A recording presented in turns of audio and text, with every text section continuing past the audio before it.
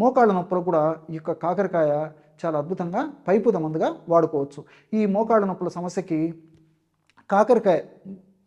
నువ్వు మిక్సీలో వేసేసి గుజ్జులా తయారు చేసుకొని అందులో చాలా కొద్ది ప్రమాణం పసుపు, అంటే ఉదాహరణకి ఒక భాగం కాకరకాయ గుజ్జు అయితే అందులో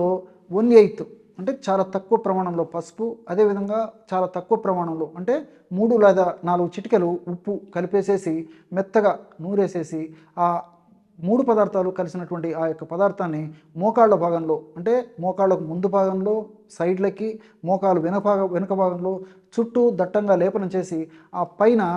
ఏదైనా ఆముదం ఆకు కానీ లేకపోతే ప్లాస్టిక్ ఏదైనా కానీ ఆచ్ఛాదనం కవర్ చేసేసి కట్టు కట్టేసేసి ఒక 2 గంటలు లేదా 3 గంటలు ఆగిన తర్వాత తీసేయడం కానీ, లేకపోతే రాత్రిపూట కట్టేసేసి పొద్దున ఆ కట్టును చేయడం కానీ, ఇలా చేయడం వల్ల ఈ మోకాళ్ళ నొప్పుల సమస్య చాలా సమర్థవంతంగా తగ్గిపోయేటువంటి పరిస్థితి ఏర్పడుతుందన్నమాట.